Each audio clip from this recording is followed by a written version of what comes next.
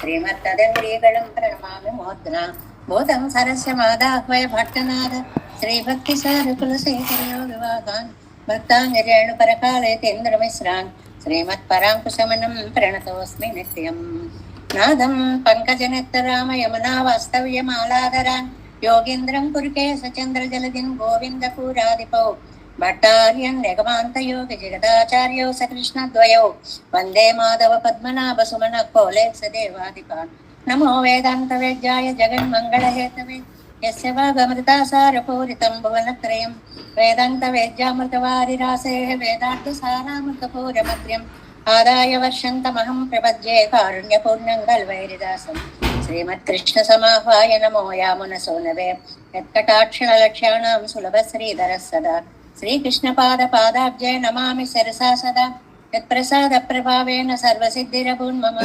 లోకాచార్యాయ గురవే కృష్ణపాదస్య సోనవే సంసార భోగి సందష్ట జీవ జీవాతవే నమః. శృత్యర్థసార జనకం స్మృతి బాలమిత్రం పద్మోల్లసద్భగవదేంద్రి పురాణ వందం జ్ఞానాదిరాజమభయప్రదరాజపుత్రం అస్మద్గురుం పరమకారుణికం నమామి.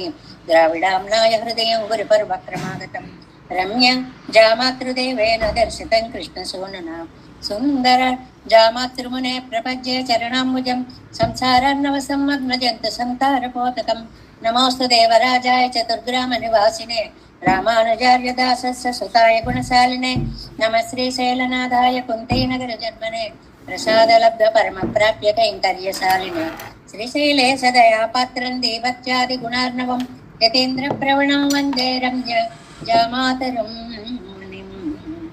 శ్రీరంగ సింహగిరిదేశిక పాద సేవా ప్రాప్తాఖిల ద్రవిడ వేద రహస్య జాతం శ్రీ గౌతమాన్వయజమాశ్రిత భాగదేయం గోపాలదేశికమహం శరణం ప్రపద్యే. కౌశికాన్వయ సంజాతం వెంకటార్యతనోభవం వేదాంతాచార్య సత్శిష్యం ఉడయవర్లు మాం భజే. శ్రీమద్ వెంకటరంగార్య శిష్యం సత్శిష్య సేవదిం శ్రీలక్ష్మణార్య విబుధం సంశ్రయే దేవి దీప్తయే. ఓమస్మద్గురుభ్యో నమః. భక్తామృతం విశ్వజనానుమోదనం సర్వార్ధదం శ్రీ శఠగోపవాङ्మయం సహస్రశాఖోపనిషత్ సమాగమం నమామ్యహం ద్రావిడ వేద సాగరం.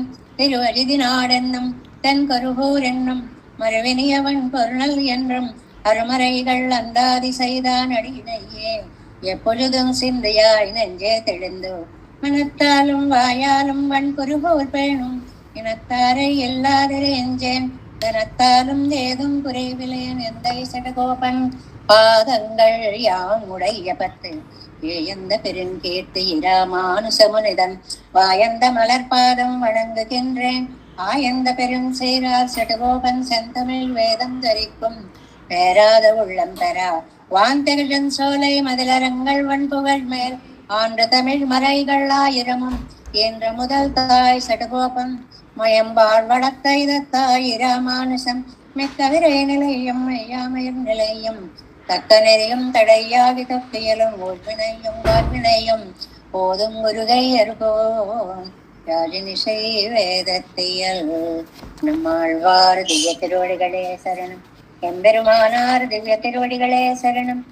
ஈயரு திவ்ய திருவடிகளே சரணம். ఓం అస్మద్గురుభ్యో నమః. జయ శ్రీమన్నారాయణ.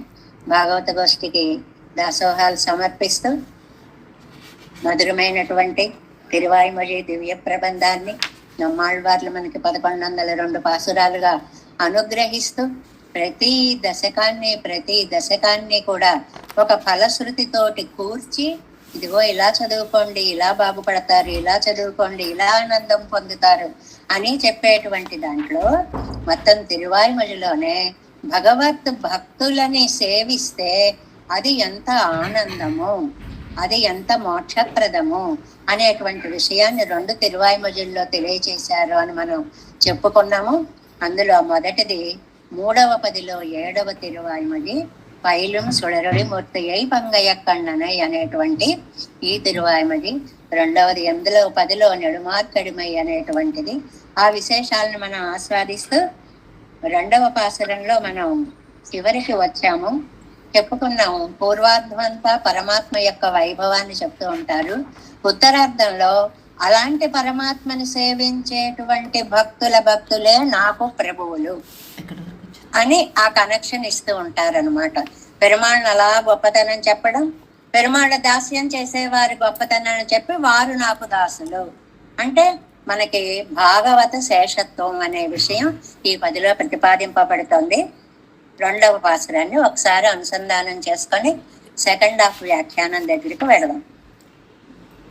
ஆளும் பரமனை கண்ணனை ஆழிப்பிரான் தன்னை தோளுமோர் 4 தூமணி வண்ணன் எம்மான் தன்னை தாளும் தடக்கையும் கூப்பி பணியும் அவர் கண்டீர் நாளும் பிறப்பிடைத்தோரு எம்மையாளுடை நாதரே.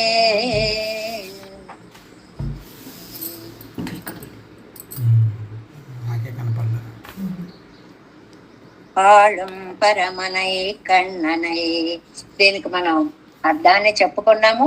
సెకండ్ హాఫ్ లో ఉన్నాము. ఎక్కడ దాకా వచ్చాము అంటే పెరుమాళ్ళకి 2 భుజాల 4 భుజాల ఎన్నున్నాయండి అనేటువంటి విషయాన్ని చెప్తూ, ఆయన 4 భుజాలుగా కృష్ణావతారంలో అవతరించినప్పుడు తల్లి ఎలా సేవించింది, తండ్రి ఎలా ప్రార్థించాడు, గోగోప గోపికలకి ఎలాగ 4 భుజాలతో దర్శనమిచ్చాడు, ఇలాంటి విషయాలన్నిటినీ కూడా అక్కడ దాకా మనం చెప్పుకొని ఇప్పుడు మనం తూమణి ఇత్యాది అక్కడికి వచ్చాం. 242వ పేజీలో 7వ లైన్లో ఉన్నాం చూడండి. தூமணி இத்தியாதி சிலரை அகப்படுத்த கை கொத்தோழுதானும் மிகையாம்படியாயத்து வடிவழகிருப்பது அழப்பத்த நீலமணி போலே ఇరికిడ వడివజగై కాటి ఎన్నై అనన్యార్హమాకినవనై. ఇక్కడ మణివన్నుడు అనేటువంటి అర్థ విశేషాన్ని చెప్తున్నారు. తన అందం చూపించాడండి, నన్ను పడేశాడండి. ఇక్కడ ఇప్పుడు తెలుగు మాటల్లో నన్ను పడేశారు అంటారు. పడేయడం అంటే ప్రేమలో పడేయడం అనే ప్రయోగం ఇక్కడ లోకంలో కనిపిస్తోంది. ఆ ప్రయోగం చూడండి. ఎన్నై అనన్యార్హనాకినవనై, నన్ను అనన్యార్హునిగా చేశారు అంటే ఆ సౌందర్యం చూసేటప్పటికి నేను వ్యామోహ పడిపోయాను. కరియర్ పక్కలిలే అపహృతరాయి పోవారై నడువే వழிపరిక్కుం వడివజగై యుడయ్యవనై. దీన్ని మనకి దారి దోపిడి దొంగలు ఉంటారు చూడండి, ఆపేసి అన్నాన్ని అన్నిటినీ మన సంపదలను అన్నిటినీ దోచుకుపోయినట్లుగా నా మనస్సుని అంతటినీ దోచుకుపోయాడండి. మా అందరి మనస్సులు దోచుకుపోయాడు. నిలువు దోపిడి అంటారు దేన్ని.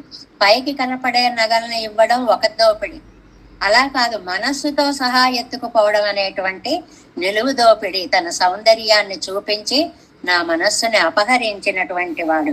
తరియరై విరుంబడి పన్నెత్తం ఇవ్వడిన వழிగాలేరే. భక్తులు కూడా అందరూ ప్రేమించేలా చేసేటువంటిది ఈ సౌందర్యమే కదా. ఈ సౌందర్యం భక్తులని ఆకర్షిస్తుంది, భక్తులు కాని వారిని ఆకర్షిస్తుంది. భక్తులనేమో ఆహా ఎంత బాగుంది ఎంత బాగుంది అని మనస్సు దోచుకుంటుంది. భక్తులు కాని వారిని అమ్మో ఇంత అందమేంటి అయ్య బాబోయ్ అని భయపెట్టేలాగా దోచుకుంటుంది. ఫలితార్థం 2 ఒకటే, మనస్సుని దోచుకుంటుంది అన్నమాట.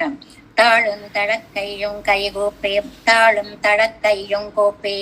చాలా అందమైన పదం అండి ఇది. పాసురంలో చెప్పేటువంటి పదం మనకి 3వ పాదంలో ఇచ్చారు కదా. తాళం తడక్కయ్యం కోపే పణియుమవర్ కండే నాళం పిరప్పడై తోరియమ్మయ్యాలుడైనాదరే. ఆ 3వ పాదంలో ఉంది చూడండి. అది తాళం తడక్కయ్యం కోపే. ఈ వడగే అనుభవిత్తు తుజవెంద్రాల్ తాళం తాళం పణైత్తు కొడుక్కుమవర్గల్ అంటే కాళ్ళు చేతులు మొగిడ్చి ఆయనకి నమస్కరించే వాళ్ళు అని ఒక మాట అన్నారు. అంటే దేహం అంతా కూడా వినయ భావాన్ని ప్రకటిస్తూ నమస్కరిస్తూ చేసేటువంటిదే. మామూలుగా మనకి తెలిసిన నమస్కారాలు ఎలా ఉన్నాయి, పెట్టడం ఇష్టం ఉండదు అనుకోండి, నమస్కారం అండి అంటాం. అసలు చేయలేవదు, ఏమీ లేవదు, ఏదో నాలుగు కూడా సగం సగం పలుకుతుంది అలా అంటాం. కాస్త పెద్దవాళ్ళు అనుకోండి, నమస్కారం అండి ఏమిటో ఇలా అంటే ఇది నమస్కారం అవుతుంది అన్నమాట. తర్వాత నమస్కారం అండి ఇలా ఏవో రకరకాల భంగిమలైన నమస్కారాలు. అవి కాదండి పెరుమాళ్ళ దగ్గర. తాళం తడక్కయ్యం కూపి మోకాళ్ళ మీద ఆని చేతులు రెండు దగ్గరికి పెట్టి తలని దాని ఎందు చేర్చి పెట్టేటువంటి దాసోహము.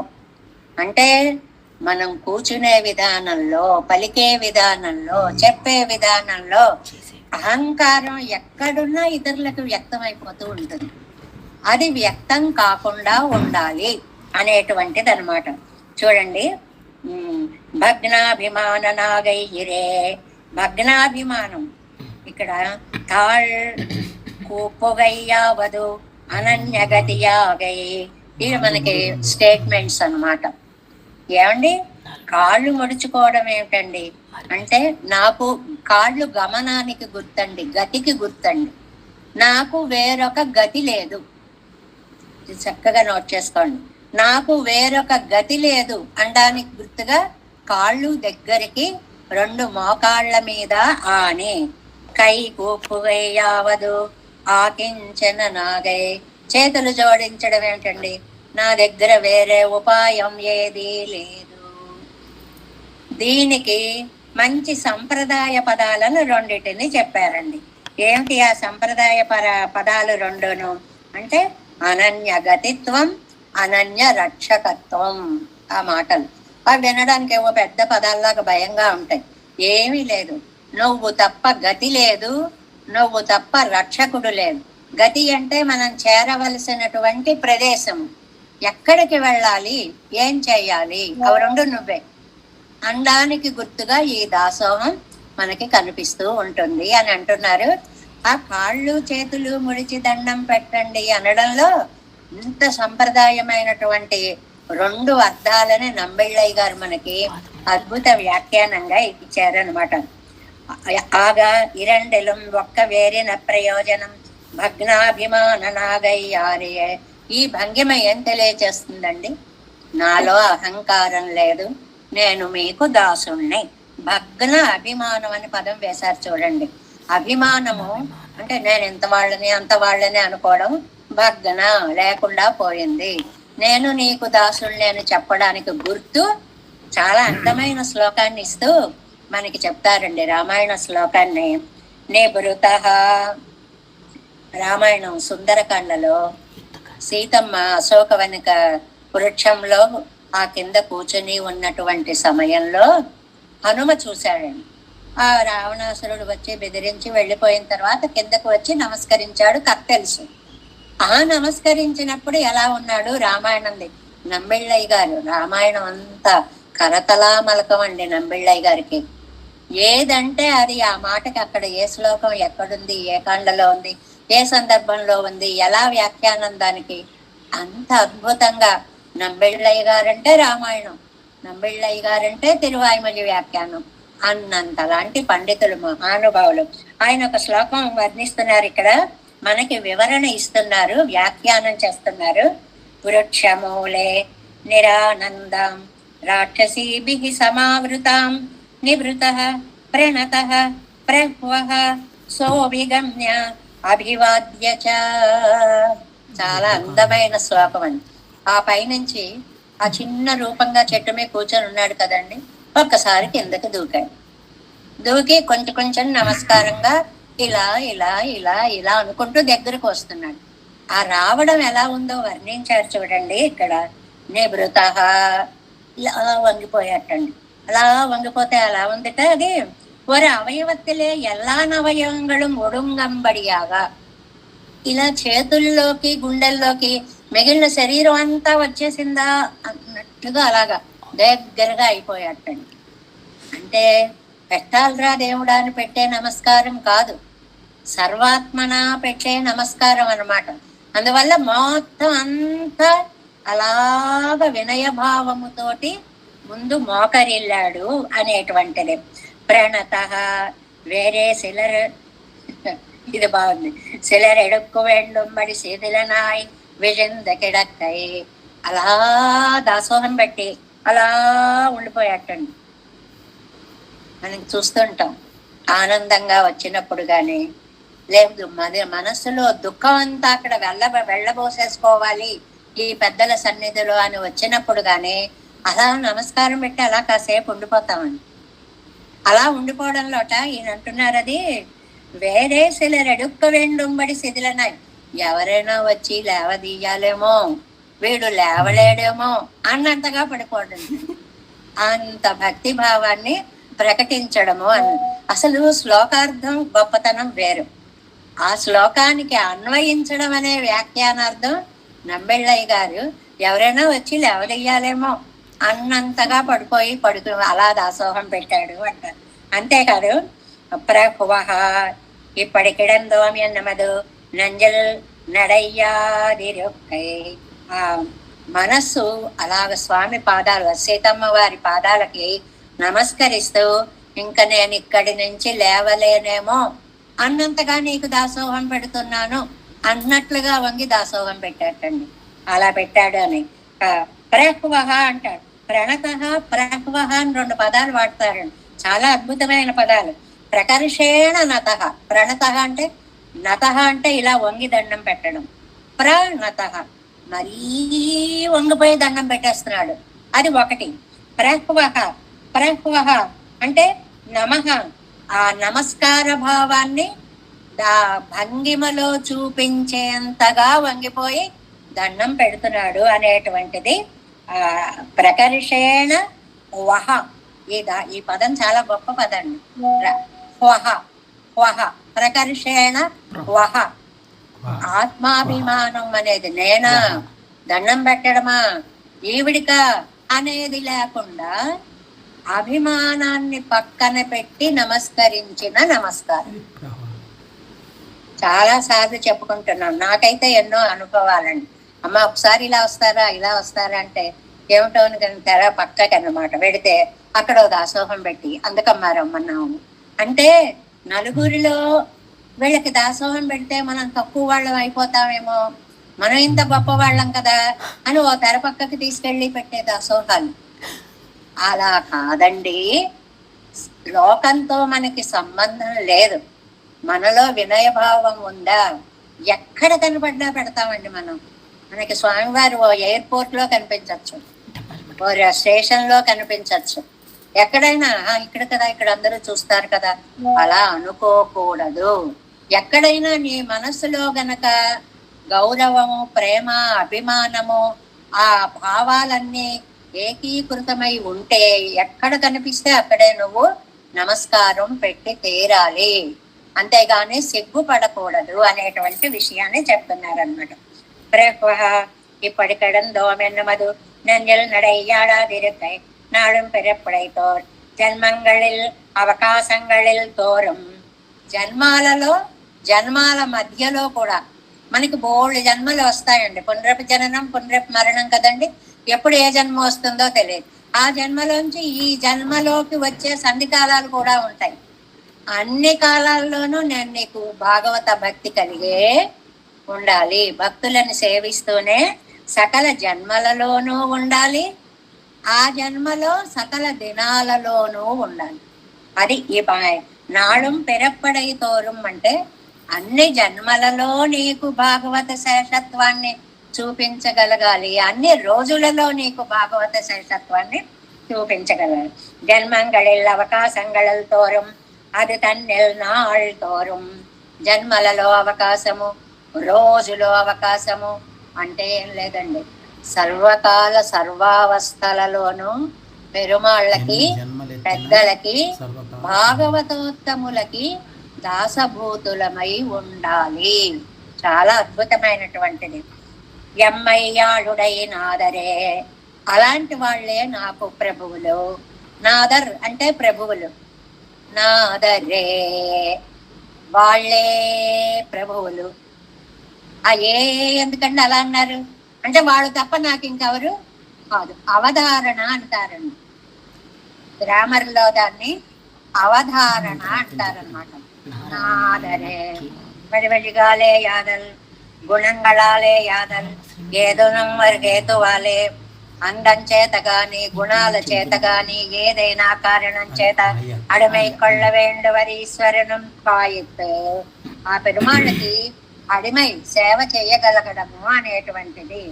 అది మనకి ఇందులో 2 పదాలు చెప్పారండి. అనన్యగతిత్వము, ఆకించన్యము అనే 2 పదాలు చెప్పారు. కాళ్ళు చేతులు ముడిచి దండం పెట్టడం అనే దాంట్లో 2 పదాలు చెప్పారు. అనన్యగతిత్వం, ఆకించన్యం. అది నమ్మాళ్ళవార్లు మనకి వానమామలై దైవనాయక స్వామిని ప్రార్థించే పదిలో అనన్యగతిత్వం చెప్పారు. అలాగే మనకి తిరుక్కుడందై ఆరావముదయ పెరుమాళ్ళను సేవించే దాంట్లో ఆకించన్యం చెప్పారు అని వ్యాఖ్యానాల్లో మనకి ఒక చక్కటి విశేషాన్ని కూడా, అంటే ఏ పెరుమాళ్ళ దగ్గరికి వెళ్ళినా నేను నీ వాడినని చెప్పడమే.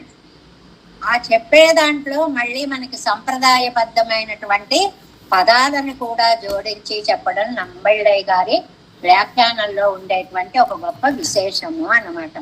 నెరిగేతుకమాగా అడమేకొల్ వారి వర్గల్ అవనాదాల్. నెరిగేతుకంగా వీడి దగ్గర ఇది ఉంటే నేను సేవ తీసుకుంటాను అనేటువంటిది లేదు. వాళ్ళు ఎలాంటి వారైనా ఎటువంటి వారైనా ఎప్పుడైనా ఎక్కడైనా శేషత్వం శేషత్వం. ఆ మాట అన్నమాట. ఇవர்களுக்கு అడిமையாடும் யாம் இடத்தில் ఈశ్వరుని అనుమతియం వేండ. ఈ భగవద్భక్తులకి మనం దాసులం అవ్వాలంటే మనకి పరమాత్మ యొక్క పర్మిషన్ కూడా అక్కర్లేదు. స్వామి నేను వీరికి సేవ చేయనా అని మనం పరమాత్మని అడగక్కర్లేదు. వీరిని అడిగి పరమాత్మ సేవ చేయొచ్చు. ఇంకా అంత గొప్పవాళ్ళు అనమాట. ముందు వీళ్ళు ఇవన్నీ నైవం వేండ అనుకోవడం కూడా, ఈయన భావన కూడా అక్కర్లేదు. ఇవ్వడము వందే ఇరెక్కం ఎంతమ్మై విరక్కవం పెరువారుగళే. పెరియాళ్వారు అంటారనమాట, అత్యంత పరతంత్రంగా ఉండేటువంటి భక్తులే మనకి దిక్కు అని పెరియాళ్వార్లు అన్నట్లుగా చాలా అందమైనటువంటి దిక్కుని మనకి పెరుమాళ్ళు ఇక్కడ నమ్మాళ్ళవార్లు మనకి ఈ భాగవత శేషత్వంలో తెలియచేశారు. అలా మనం 2వ పాసురాన్ని పూర్తి చేసుకున్నాం. ఆళం పరమనై కన్ననై ஆழிப்பிராந்தன்னை தோழுமோரு நான்குடை தூமணி வண்ணன் எம்மான் தன்னை తాళం తడక్కయ్యం కూపి. అది బాగా గుర్తు పెట్టుకోండి. తాళం తడక్కయ్యం, మోకాళ్ళు చేతులు కూడా దగ్గరకు జోడించి అనన్యగతిత్వం అనన్య రక్షకత్వం అలా కలిగి பணியுமவர்கண்டே நாளும் பிறப்பிடை தோறு எம்மையாளுடை நாதனே. நாதனை 3వ பாசுரம். நாதனை ஜாலமும் வானமும் ஏத்தும் நரும் துழாய் போதனை பொன்னடும் சக்கரத்து எந்தை பிராம் தன்னை பாதம் பணிய வல்லாரை பணியும் அவர் கண்டீர் போதம் பிறப்படை தோறும் எம்மையாளுடையார்களே. நாதனை ஜாலமும் வானமும் ஏக்கும் நரும் துழாய் போதனை பொன்னடும் சக்கரத்து எந்தை பிராம் தன்னை பாதம் பணியும் வல்லாரை பணியும் அவர் கண்டீர் போதும் பிறப்படை தోறும் ఎమ్మయ్యాళుడయ్యాர்களే. చాలా అందమైనటువంటి పాసురాలు. ఒకదానికంటే కూడా ఒకటి. మనం సేవించేటువంటి పెరుమాళ్ళు ఎలాంటి వారు, మనం సేవించేటువంటి భాగవతోత్తములు ఎంత వైశిష్ట్యం కలవారు అనడానికి ప్రతిపదార్థం చూడండి. నాదనై, నాథుడు. పూర్వార్ధం అంతా భగవంతుడి వైభవం చెప్తారు కదండి 4 పాసురాల్లో. ముందు 2 పాదాలు, 4 పాదాల్లో ముందు 2 పాదాలు పరమాత్మ వైభవాన్ని చెప్తున్నారు. తర్వాత 2 పాదాలు భాగవతుల వైభవాన్ని చెప్తున్నారు. ఇది పదంతా మనం అప్లై చేసుకోవాలి. అలా చేసుకున్నప్పుడు 1, 2 పాదాలు చూడండి.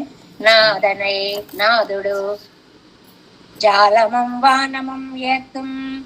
జాలం అంటే భూమి, వానం అంటే పరంపదం. వానం అంటారు, పరమపదాన్ని ఏమంటారు? వానం అంటారు. వానవర్ అంటే నిత్య సూర్యులు అని అర్థం అన్నమాట. ఏత్తుం భూమి పరమపదం కూడా స్తుతించేలాగా. అంటే ఏమిటంటే అర్థం, ఉభయ విభూతులు స్తుతించేలాగా అని అర్థం చెప్పుకోవాలి.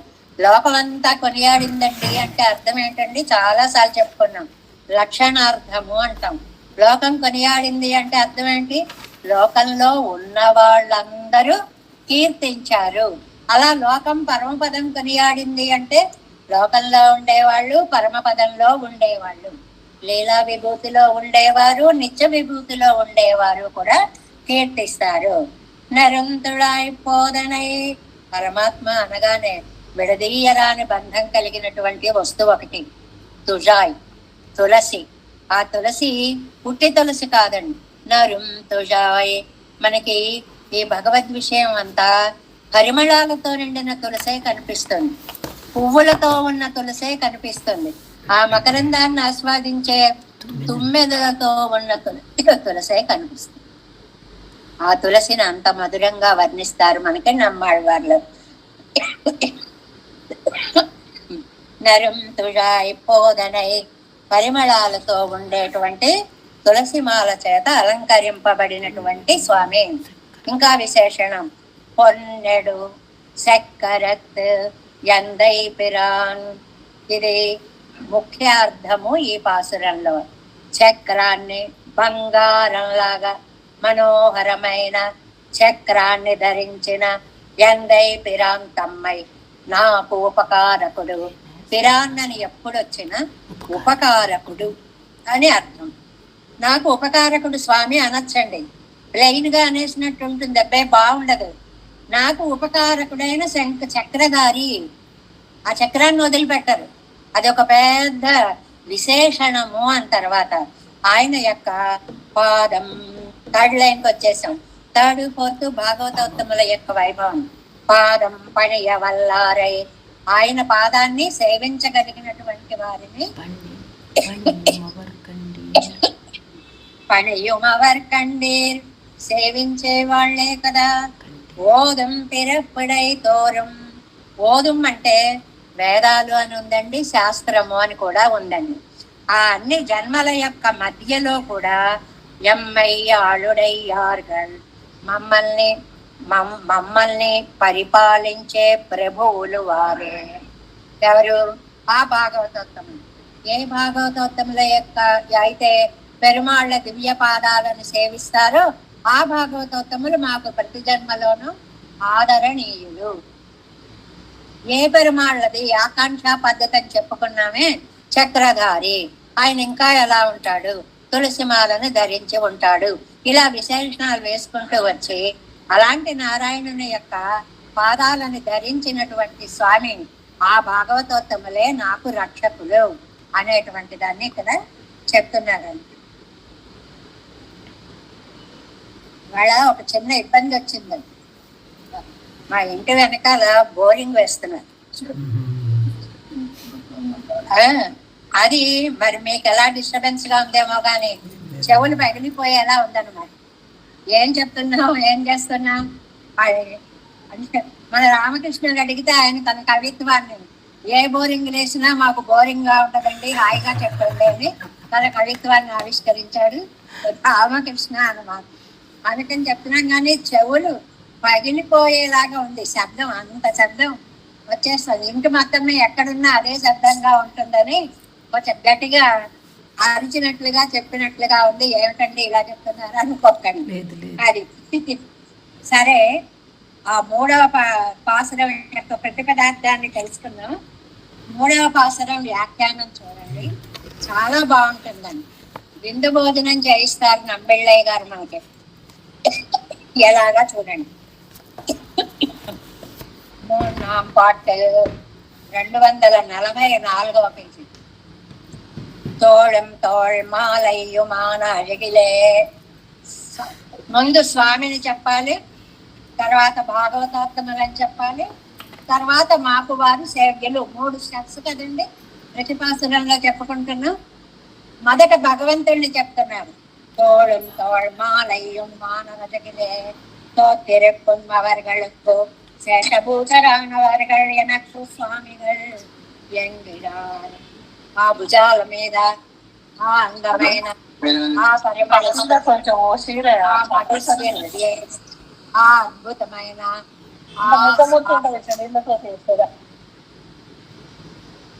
నాదనై నిరుపాధిక శేషియాయుళ్ళవనై.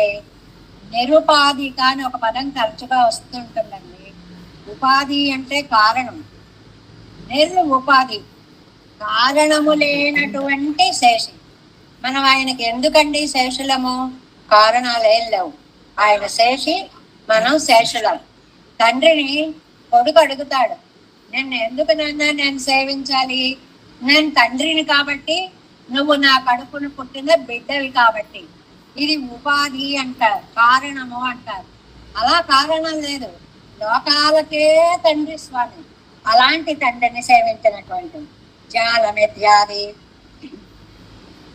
தோளும் தோள்மாலையுமான அழகை கண்டால் திரை எடுத்தనంతరం పోలే.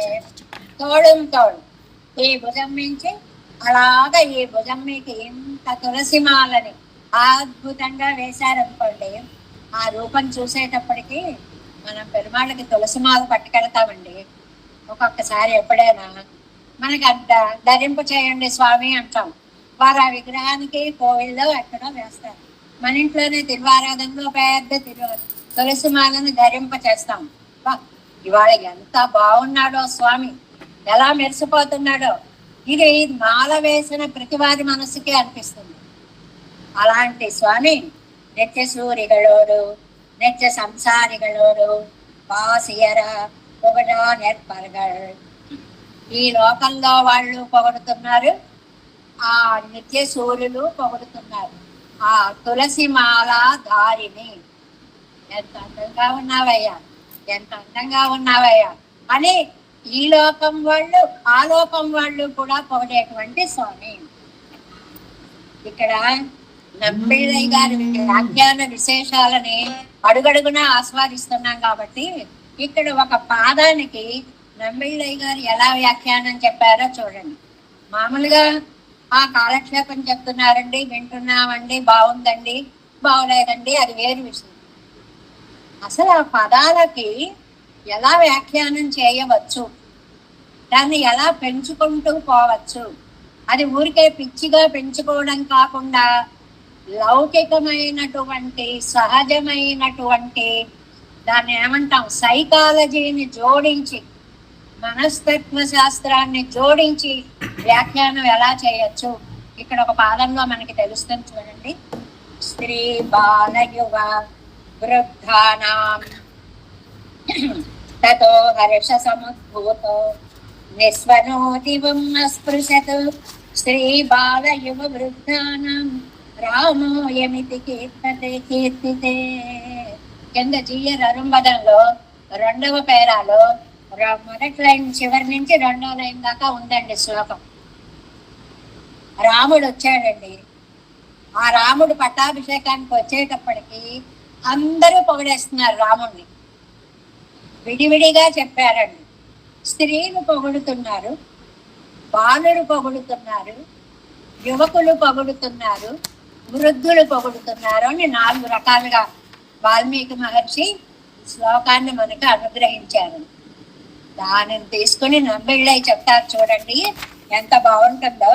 1 முதலிலே வார்த்தை சொல்லாரியாத பாலர்கள் தந்தாம் கற்பழியும் வார்த்தை சொன்னால் ఎన్నిరుக்கும் స్త్రీகள். మొదట స్త్రీలని తీసుకోండి. రాముడు వచ్చాడు అనేటువంటిది స్త్రీలు ఎలా పొగుడుతున్నారు అని అంటే ఒక మాట. ఇప్పుడు ఎంత బాగున్నా కొన్ని వర్ణిస్తే బాగుండదండి. ఒక భార్య వచ్చి భర్తతోటి ఆ పక్కింటి ఆయన ఎంత అందంగా ఉన్నాడండి అందనుకోండి, అందులో తప్పేమీ లేదు, ఆయన నిజంగా అందంగా ఉన్నాడు. కానీ ఈవిడ చెప్పడం ఎంతవరకు అది సమంజసం, అది జోడించారండి మనస్తత్వ శాస్త్రము అనేటువంటిది. అందువల్ల మనస్సులో అది చెప్పడం సరియైన కాని అనిపించే చోట కూడా స్త్రీలందరూ బయటకు వచ్చి ఆహా రామచంద్రుడా ఎంత సౌందర్యవంతుడు అని అరిచేస్తున్నారు రాముడి యొక్క సౌందర్యాన్ని చూసి.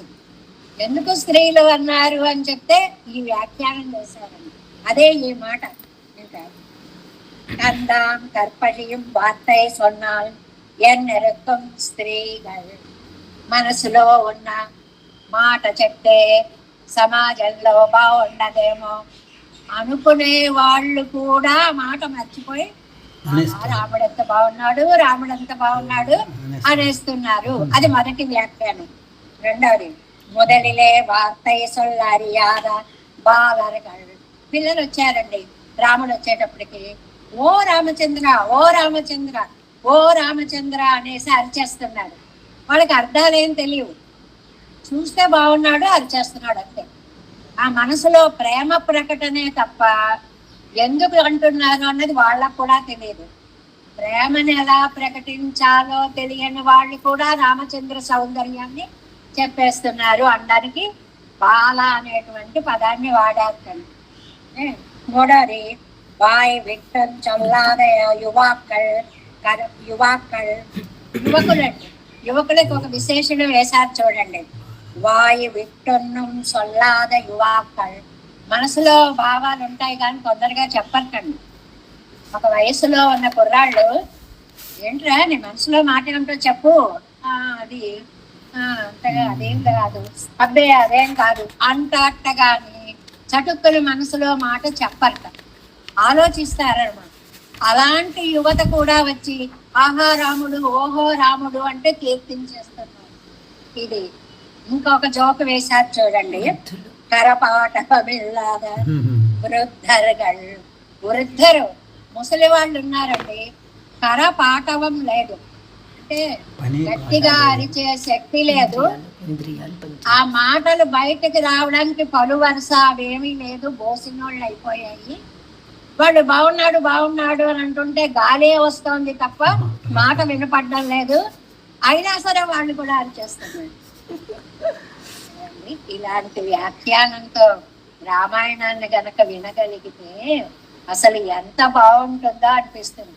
శ్లోకంలో ఒక్క లైన్ తీసుకుని ఆ ఒక్క లైన్ని స్త్రీ బాల యువ వృద్ధానం, నలుగురు స్త్రీ బాల యువ వృద్ధానం తతో హర్ష సముద్భూతో నిస్వనితో దివమస్పృశత్. వాళ్ళ అరుపులు దివమస్పృశత్, ఆకాశాన్ని అంటే ఎలా అరిచేస్తుంది. మనకి పిల్లలకి అర్థమయ్యేలా చెప్పాలంటే మన క్రికెట్ ఆటలు అవుతున్నాయి కదండి, సిక్సర్ కొట్టేటప్పటికి అరుస్తున్నారండి. మొత్తం మన ఇంట్లో పక్కింట్లో వీధుల్లో అందరు అరుపులు మనకి. వాళ్ళు గెలిచారు అంటే, లేదు ఒక క్యాచ్ పెట్టాడు అంటే ఆకాశాన్ని అంటే ఎలా అరుస్తారు అన్నమాట. ఇప్పుడు యువతకి ఇదైతే బాగా అర్థమవుతుంది అన్న. అలాంటి ఆనందానుభూతిని చెప్తున్నారు. కరపాఠం ఎలాగ వృద్ధர்கள் இவர்களித்த இவர்களித்தான இவரும் వాయి విట్టేత్తం బాడియా ఎత్తు పెరుమాళ్ళగు. ఇదంతా ఎవరు తప్పండి? అది పెరుమాళ్ళ యొక్క అందం తప్పు. అందం తప్పు. ఆ ఒక కవిని, మురారి అనేటువంటి కవిని అడిగారండి, ఏమండి ఎన్నిసార్లు రామాయణం చెప్తారండి? వాల్మీకి చెప్పారు, ఇంకెవరో చెప్పారు, ఇంకెవరు. నేను రామాయణం రాస్తున్నానండి, నువ్వు రాస్తావు ఏమిటి ఎన్నిసార్లు అంటే విశ్వనాథ సత్యనారాయణ గారు ఒక మాట అన్నారండి, మరల ఇదేల రామాయణం వర్ణ తనదగు అనుభూతి తనది కాన. ఎవరి అనుభూతి వారిదేనండి. వారి ఉద్దేశంలో వారు అలా చెప్పారు, నా ఉద్దేశంలో ఇది బాగుంది. అందువల్లే ఒక్క రామాయణం కదని కొన్ని కోట్ల మంది రాస్తున్నా అది ఎప్పటికప్పుడు నిత్య నూతనంగానే ఉంటుంది. నరం తుజాయ్ పోదనై. Next page 250 245. తిరుమేనయం స్పర్శక్తాలే నరునాక్తై ఉడత్తాయి. ఆ తులసి ఉందికండి, దండ అక్కడ పెట్టారండి, అది అనుకుంటోందిట, ఇంకా ఇక్కడ పెట్టారేంటి నన్ను, ఎప్పుడు పెరుమాళ్ళ మెళ్ళో వేస్తారు, ఎప్పుడు పెరుమాళ్ళ మెళ్ళో తులసి అనుకుంటోంది కండి. దాన్ని తీసుకెళ్లి పెరుమాళ్ళ మెళ్ళో వేశారటండి. ఆ స్పర్శ కలిగేటప్పటికి సెంపి పెట్టిరెక్కిర తిరెత్తుడాయ్ పోవయ్యుడయ్యవనై. ఆయన స్పర్శ అలా కలిగేటప్పటికి పువ్వు వికసించినట్లు తులసి కూడా ఇలా వికసించిందండి. ఒక్కసారి తనలో పరిమళాలని జుమ్మని బయటికి ప్రసరించిందట. దేనివల్ల? స్వామి యొక్క దేహ స్పర్శ వలన.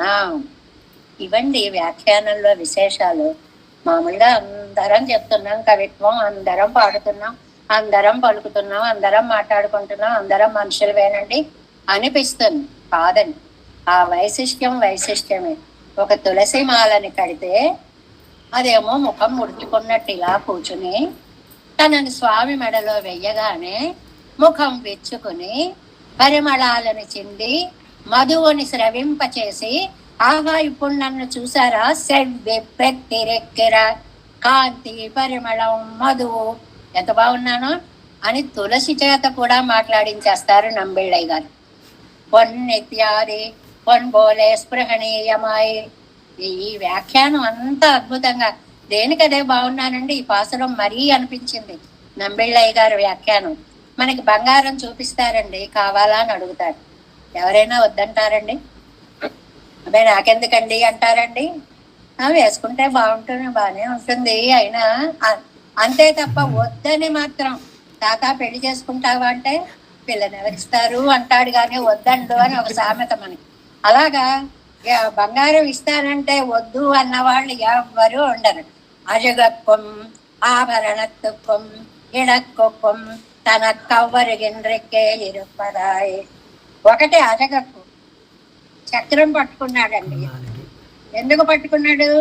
చాలా అందంగా పట్టుకున్నాడు. ఆ జగక్కు చూసారా ఎంత బాగుందో అన్నట్టు పట్టుకున్నాడు. ఒకటి సౌందర్యం, ఆభరణత్తుక్కుం, నేను చూడండి ఎంత మంచి నగ పెట్టుకున్నాను అన్నట్టుగా పట్టుకున్నాడు. రెండవది ఆభరణం, మెడకొప్పం. ఈ చక్రాన్ని పంపిస్తే ఎవరైనా సరే అయిపోవలసినదే అని దాని పరాక్రమత్వానికి 3 విషయాలకు పట్టుకుంటారండి చక్రాన్ని. ఒకటి అందం చూపించడానికి, రెండవది ఆభరణంగా ధరించడానికి, మూడవది మెడకొప్పం ఒక వైభవాన్ని తెలియచేయడానికి. తన కవ్వరిగిన్రెక్కే ఇరుపదాయి. ఈ చక్రాన్ని వదిలిపెట్టలేకపోతున్నారు నమ్మాళ్ళవార్లు, ఆయన్ని పట్టుకున్న నంబిళ్ళే. దీనికి ఒక పోలిక ఇచ్చారండి, చాలా బాగుంది ఆ పోలిక. భోగ్యతై అలవిరుపదాన తిరువాడియై ఉడయ్యనాయ్. తన గొప్పదనాన్ని చూపించడానికి చేతిలో చక్రం ఉండడమే కాదండి, ఆ చక్రాన్ని అప్పుడప్పుడు అలా అలా అంటారు. అలా అంటే అప్పుడు అది గిర్రం తిరుగుతూ కనిపిస్తుంది. అబ్బా ఎంత బాగా పట్టుకొని చెక్కలా ఉండడం లేదు, అది మళ్ళీ గిర్రని తిరగడం, ఆ ఆనందం వేరు అన్నమాట. ఆ వడియాలే అన్నయ్య ఎదుగు కొండ ఉపకారకనై. ఆనందంతో నన్ను దోచిన ఉపకారకుడు. ఏమండి పెరుమాళ్ళు అంటున్నారు, చక్రం అంటున్నారు, అందం అంటున్నారు. మాకు ఇంకా బాగా తెలియట్లేదండి, ఏదైనా మాకు తెలిసే ఒక ఉదాహరణ చెప్పండి అంటే, కళుకు పిడితోరం నెయ్యేండు మాపోలే. చిన్న పదం రాశారండి. తినేవారికి ఆహారంలో నెయ్యి ఉపకరించినట్లు. నెయ్యి కరిగించుకుని అంత గిన్నెతోటి పక్కన పెట్టుకుంటారు సాపాటు చేసేటప్పుడు. సరే నెయ్యి ప్రోక్షిస్తే కానీ తినదని పూర్వం ఒక చెంచాడు తీసి నెయ్యి వేసుకుంటారు. అప్పుడు అన్నాన్ని సాధారణ అంతటిని దగ్గరికి తీసుకుని నెయ్యి వేసి కలుపుకుంటే బాగుంటుంది కదా అని ఇంకో చెంచాడు పోసుకుంటాం. ఆ నెయ్యి పోసుకున్నాం బాగుంది అని కలిపేస్తారు. అందులో కర్రీ అముదు మనం చెప్పుకున్నామే కూరలు, ఆ కూర కలుపుతారు. అబ్బే దీనికి కొంచెం నెయ్యి యాడ్ అయితే బాగుంటుందేమో అని ఒక చెంచాడు వేస్తారు. ఆ ముద్ద తినేస్తారు. అబ్బా చాలా బాగుంది నెయ్యి వేస్తే అని మళ్ళీ ఇంకోసారి దాంట్లో వేసుకుంటారు. ఇలా ఒక రకం అన్నం తినేలోపు 8 చెంచాల నెయ్యి పోసుకునేవాడు లాగా ఈ వర్ణన దేనికి చెప్పారండి? పరమాత్మ చక్రాన్ని ధరిస్తాడు అనడానికి, సాపాటు చెయ్యడంలో నెయ్యి పోసుకునేవాడికి ఒక అందమైనటువంటి పోలికని నంబిళ్ళయ్య గారు మనకి చెప్పారు. భోక్త కడుపు పిడితోరం ముద్దకి నెయ్యివేండుగా పోలే. నెయ్యి పోసుకునేవాడిలాగా అడిక్కడి கையும் திருவாய்மஜயமான சேர்த்தியை అనుభవిక్கிறார். అడిక్కడి అడుగడుగున వాళ్ళు నెయ్యి వేసుకున్నట్లుగా నమ్మాళ్ళవార్లు చక్రాన్ని వేసుకుంటున్నారు కవిత్వంలో. ఈయనకి కవిత్వం సాపాటు, ఈ సాపాటులో చక్రం అనే నెయ్యిని పోసుకుంటున్నారు నమ్మాళ్ళవారు.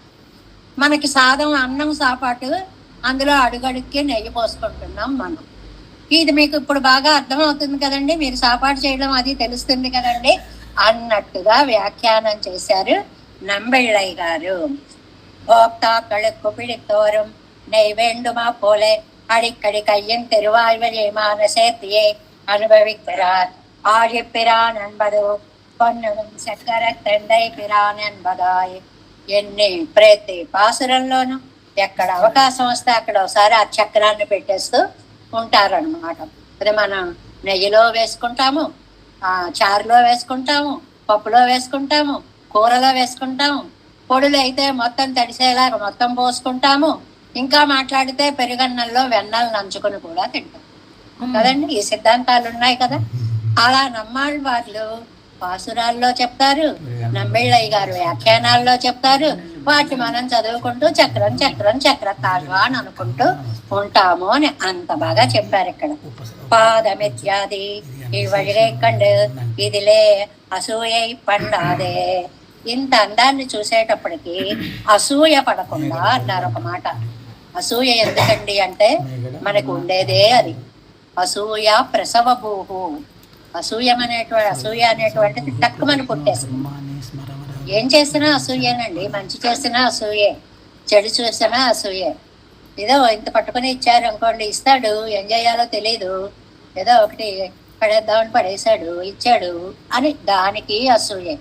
ఇవ్వలేదు, ఆ చేతులు ఒప్పుకుంటూ వచ్చాడు, ఏదైనా తేవాలని కూడా తెలీదు, కనీసం పెట్టాలని తెలియదు, దానికి అసూయే. అరే మాట్లాడితే ఆగుతూ ఉంటాడు, అదే అసూయే. మాట్లాడకపోతే ఎంత గర్వమో, నోరు విప్పి మాట్లాడితే ఏదో బంగారం అయిపోతుందని, అది అసూయ. అసలు అసూయ పడ్డానికి ఇది కారణం అది కారణం కాదు అని లేదండి. అవతల వాడి అభివృద్ధిని చూస్తే అసూయ అలాగ పైకి తన్నుకొని వచ్చేస్తూ ఉంటుంది అనమాట. ఇదిలే అసూయ పన్నాదే ఇదిలే తోత్తు తిరువడిగలే వీళ్ళ వల్ల. అలాంటి స్వామి యొక్క అందాన్ని చూసి ఆ పాదాల మీద పడిన భాగవతులు ఎవరైతే ఉన్నారో ఆ భాగవతుల పాదాలే నాకు ప్రభువులు. ఈ లింక్ 3 స్టెప్స్, మనం 3 మెట్లు ఎక్కుతున్నాం. ఇందులో బాగా గుర్తు పెట్టుకోవాలి. పెరుమాళ్ళు, భాగవతులు, మనము సేవించే వాళ్ళు. అంటే ఇక్కడ ఆళ్వారిని తీసుకుంటే మంది 4వ పాదంలోకి వస్తుంది, 4వ మెట్లోకి వస్తుంది. నాకు నమ్మాళ్ళవార్లు దిక్కు, నమ్మాళ్ళవార్లకి భాగవతులు దిక్కు, భాగవతులకి భగవంతుడి యొక్క శ్రీపాదాలు దిక్కు. ఈ ఆర్డర్ మాత్రం మర్చిపోకూడదు అన్నమాట. విషయత్తై పారాదేరే. అసూయ పడ్డానికి కారణాలుండక్కర్లేదు. మనిషి అనేటప్పటికి అసూయ వచ్చేస్తుందని. ఎందుకు పడుతున్నావు అనడానికి కారణం ఉండదు. సర్వేశ్వరనం. అందుకే భగవంతుడు అన్నాడు అనసూయవే ఇదంతుతే ప్రవక్ష్యామి అనసూయవే. అసూయ లేని వాడికి చెప్తాను. భగవద్గీత చెప్పేటప్పుడు వినడానికి అర్హత ఏమిటి అంటే అసూయ లేకపోవడమే అనే ఒక గుణాన్ని అక్కడ చెప్తారు. నచమాంచ యో అభ్యసూయతి అన్నం మరలి చేయదానిరే. నన్ను చూసి అసూయ పడకుండా ఉంటే చాలు. ఎంతమంది అసూయ పడ్డారండి. శిశుపాలాదులందరూ కూడా స్వామిని చూసి ఎలాంటి అసూయకు లోనయ్యారు అనడం. మున్బళ్ళారు అనుష్టక్కయ్యాలే నమకెడతాన ఎత్తనయ్యలదు. మనకి తెలియదండి. పూర్వం వాళ్ళంతా మన పెద్దలంతా స్వామి ఇంత గొప్పవాడని చెప్పారు, మనము నమ్ముతాం. కానీ కొంతమంది ఉన్నారండి, పురంబుళ్ళారు పక్కని లేరే ఇది అరుమై తెరవదు. ఇప్పుడు వాళ్ళు ఉన్నారే అంటే దీన్ని ఒక హోమియో మాత్రలో మందుని పెట్టి తీపిని బిళ్ళగా సున్నాలాగా మనకి మాత్రలా చేసి ఇచ్చినట్లుగా సిద్ధాంతాన్ని చెప్పినటువంటి స్టేట్మెంట్ అండి. ఏమిటి తర్వాత వాళ్ళు అంటే ఆత్మని నమ్మే వాళ్ళు కైవల్యార్థులు. ఈ కైవల్యార్థులకి ఇది అరుమై తెరవదు. వాళ్ళకి ఎంత సూయో ఏమిటో ఏమిటో ఎప్పుడు మోక్షం అంటారు, ఎక్కడికో పోతామంటారు, అదంటారు ఇదంటారు, ఇంత ఆత్మను మేము చూసుకుంటున్నాం కదా, ఇది గొప్ప కాదంటారు అని బాధపడే వాళ్ళు అని పేరు పెట్టలేదండి. పేరు పెట్టకుండా చాలా చక్కగా అంటుంటాం కదండి. మనకి లౌకికంగా ఇంట్లో ఎవరైనా తప్పు చేశారనుకోండి, కొంతమంది ఇలా కూడా చేస్తుంటారులేండి అన్నా అనుకోండి, ఆ చేసిన వాడికి అది తక్కువ తగులుతుంది అనమాట. అలాగదే మిగిలిన వారికి అన్నారు. మిగిలిన వారు అంటే కేవలం ఆత్మావలోకనులకి ఈ వైభవం ఏమిటో తెలియదు. ఆత్మే గొప్ప అనుకుంటారు తప్ప ఆత్మని నడిపించేటువంటి పరమాత్మ తత్వం గొప్పది అన్నటువంటి విషయము వారికి ఎవరికి తెలియనే తెలియదు. వల్లారై పణియం அவர் கண்டேர் ஈஸ்வரன் பக்கல் உட்பட అసూయ పండా నిన్నాల్ కరియర్ పక్కర్ సొల్ల వేణము. దేవుడి విషయంలోనే అసూయ పడ్డారండి కృష్ణావతారంలో. ఎన్ని మాటలు అన్నారండి. యుద్ధం చేయడానికి వచ్చావా, ఇదేమన్నా వెన్న తినడం అనుకుంటున్నావా, ఇదేమన్నా గోపిక చెంగు పట్టి లాగడం అనుకుంటున్నావా అని ఎన్ని మాటలు అన్నారండి. యుద్ధానికి వచ్చిన వాళ్ళు పరమాత్మనే అలా అంటే ఇంకా మామూలు వాళ్ళ భక్తుల విషయంలో మనం ఎలా అంటామో, ఇందులో మంచి హితోపదేశం కూడా ఒకటి చెప్పారండి మనకి. ఈశ్వరత్త పిడారాలే వణంగుమాం అండ్రికే ననమేయం. కొంతమంది ఏమో ఆ గొప్పతనం తెలుసుకుని సరే అంటారు, కొంతమంది ననమేయం రావణాసురుడు నా తలని ఇలా ముందుకు వంచను, పోయినప్పుడు కూడా అలా పడిపోతా తప్ప నేను ముందుకు పంచను రావణాసురుడు చెప్పాడు. అంత పట్టుదల అనమాట. నమేయం తలని ముందుకి వంచను, ఎవరికి తల వంచకు అని అంటే అక్కడ అహంకార ద్యోతకము అనమాట. ఎన్నరెక్కో మామాన్ పక్కల్ అన్నపానాదిగళాలే ధరెక్కరేవరగళ్ళ పక్కల్ పడయక్కూడాదిరే. మనకి 2 రకాల వాళ్ళు ఉన్నారండి. ఆ గొప్పతనం మనం తెలుసుకోలేం. భాగవతోత్తములే ఉన్నారు, మీకు దగ్గరలో ఉన్నారు, చాలా గొప్పవారు. కానీ ఏమనిపిస్తుందిట, చాలా సహజమైన భావం తోత్తగిర ఆకారత్తై పోగట్టు కరియత్వ ఆకారత్తయ్యే పార్తు. ఏమండి, ఆయన మనలాగే ఉన్నాడుగా, మనిషిలాగా. ఆయనకి 2 చేతులేగా ఉన్నాయి, 4 చేతులు ఏం లేవుగా. ఆయన మామూలు కాళ్ళవాడే కదా. అలాగే ఆయన మన సాపాటు చేశారండి, కూర్చుని శుభ్రంగా తిన్నారండి. ఇలాగా ఆకారత్వము అది చేసే పనుల మీదకే దృష్టి పెడుతుందని కానీ విరమ్మం బాదు అదొక్క తళవు ఉడయ్యనాగవేణు మీరే అంతకు మించి మనకి వెళ్ళదు. దానికి ఒక అందమైన మాట చెప్తారండి. సౌలభ్యం తానే నరుగు మురుగు కెండ్రు. సౌలభ్యంగా కలిసిపోయారనుకోండి, నరుగు మురుగు కెండ్రు సహించలేని తనం. వాళ్ళందరూ అబ్బాయి ఎంత కలిసిపోయాడు అంటారనుకోండి, కలిసిపోయాడులే, అది కూడా భరించలేం.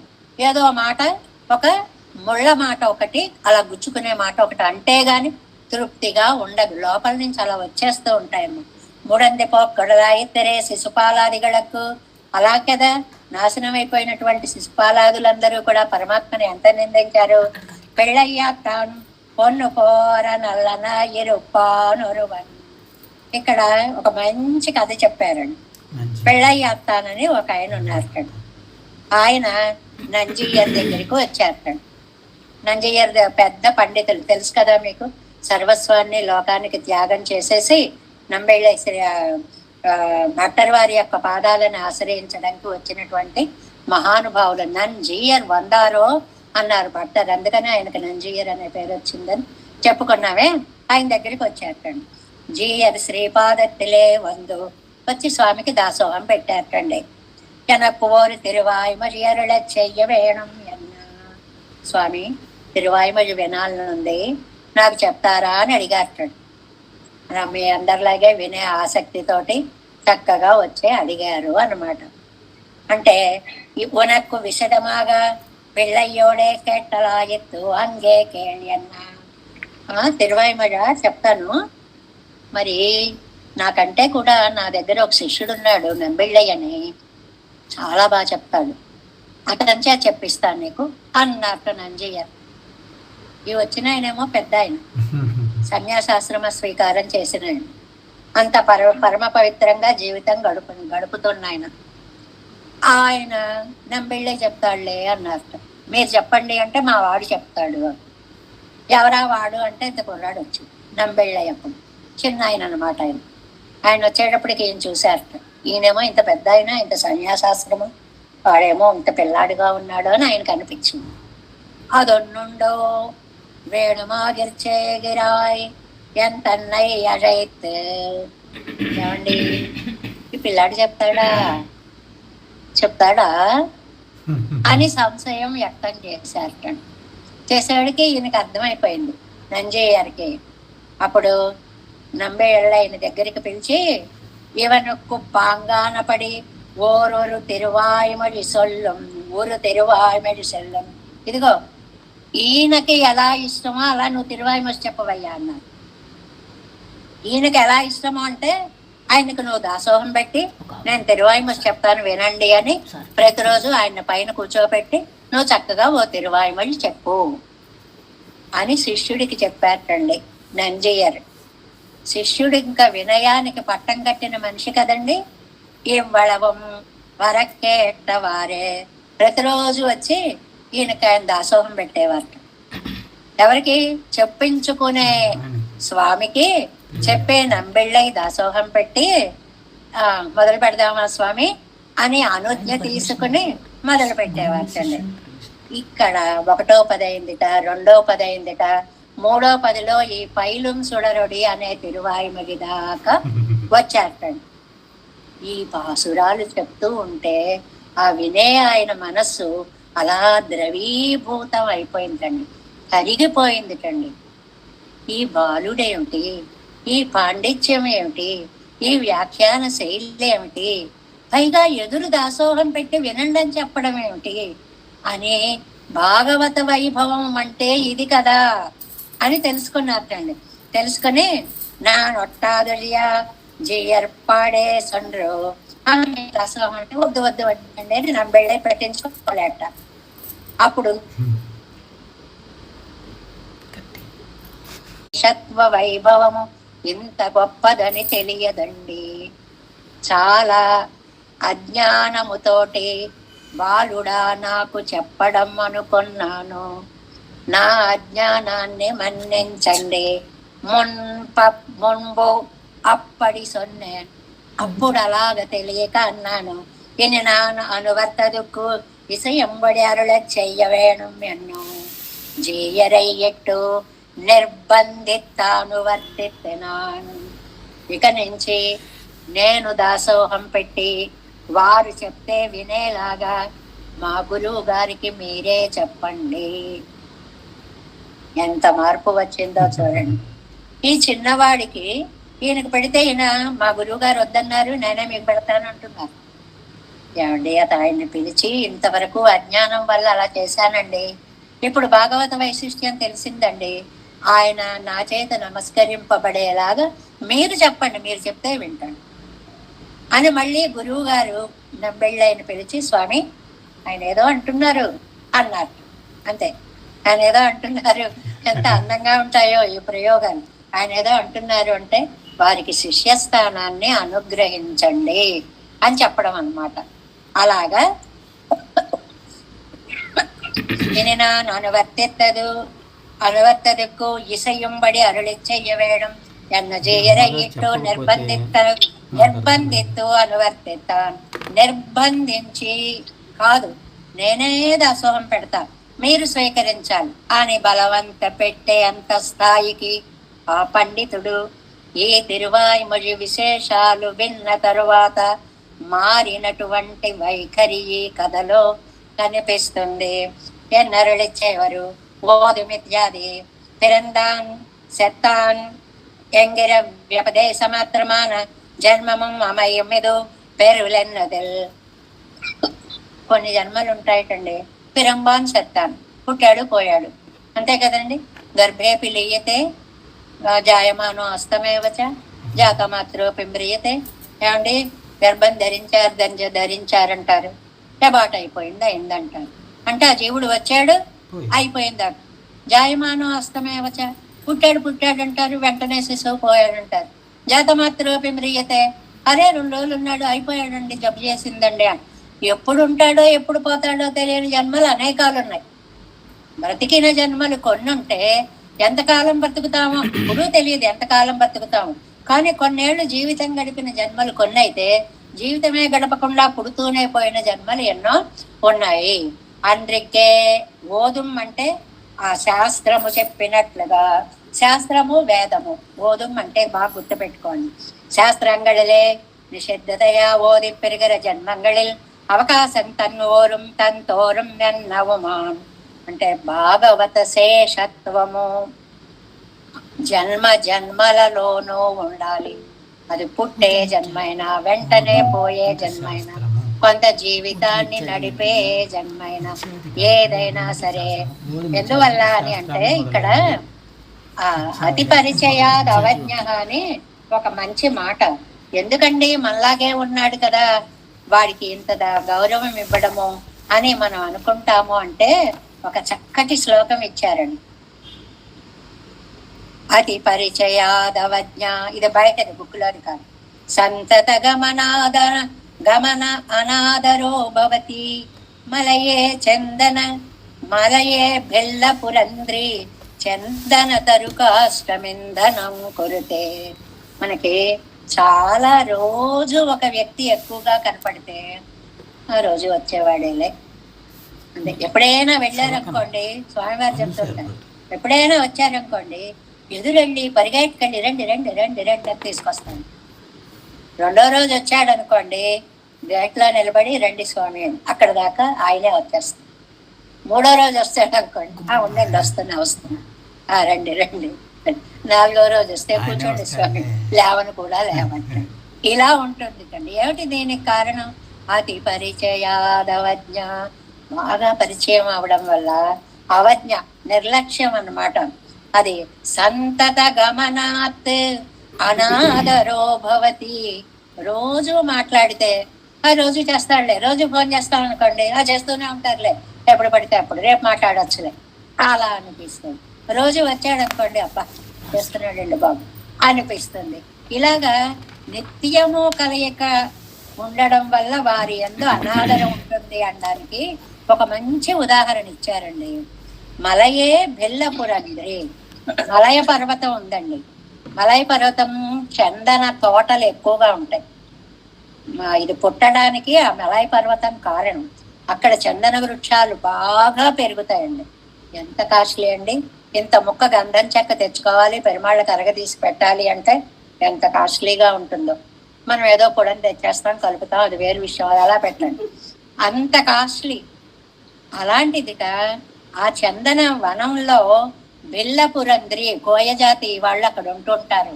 ఆ అడవుల్లో అక్కడ బ్రతుకుతూ ఉంటారు. ఆవిడ చందన తరుక అష్టం, ఇంటి చుట్టూ చందనమేట. దాన్ని ఇలా విరిచి ఇంధనం కొరితే పొయ్యిలో పెట్టి వంట చేసుకుంటాం. ఎంత గొప్ప చందనము, ఎంత విలువైనది! దాన్ని ఆవిడ ఎందుకు పొయ్యిలో పెట్టి వాడుకుంది? ఎక్కువ లభించడం వల్ల. అతి పరిచయాత్ అవజ్ఞ, అద్భుతమైనటువంటి మాట అండి. ఎక్కువగా పరిచయం ఉండేటప్పటికీ దేనినైనా మనం అలా తక్కువగా చూస్తాము అనేటువంటిది అన్నమాట. అందువల్ల ఇక్కడ ఇంతకీ ఏం చెప్తున్నారు అని అంటే, శాస్త్రంగళిలే నిషిద్ధతయా ఓదరిప్పరిగర జన్మ జన్మంగళిల్ అవకాశం తోరం ఎన్నవునా. మనలాగే ఉన్నా, మనతోటే ఉన్నా, రోజు మనం వాళ్లతోటే గడుపుతూ ఉన్నా, వాళ్ళు సామాన్యులని అనుకోకండి. భగవద్గీత చెప్తుంది, హే సఖ సఖేతి మత్వా యదుక్తం, హే సఖ హే మాధవ ఇలా పిలిచానే. ప్రసభం యదుక్తం, మా ఫ్రెండేలే అనుకున్నాను, కృష్ణ నువ్వు ఇంత గొప్పవాడవని నేను తెలుసుకోలేకపోయాను. అలాగే మన చుట్టూ సంచరిస్తూ ఉండేటువంటి పరమ భాగవతోత్తముల యొక్క వైభవాన్ని మనం తెలుసుకోవడం కూడా చాలా కష్టమే అనేటువంటి విషయాన్ని మీరు ప్రాక్టీస్ చేసుకోండి. కొంచెం కొంచెం తెలుసుకునే ప్రయత్నం చేయండి అంటున్నారు. ఇక్కడికి ముగిద్దాము. రేపు మళ్ళీ ఈ పాసురాన్ని తర్వాత అర్థాన్ని కంటిన్యూ చేద్దాం. నాగనై జాలముం వానముం ఏత్తుం நரும் துழாய் போதனை பொன்னெடும் செக்கரத்து எந்தை பிரான் தன்னை பாதம் பணிய வல்லாரை பணியும் அவர் கண்டீர் ஓதும் பிறப்படைதோரு எம்மை பாழுடையார்களே.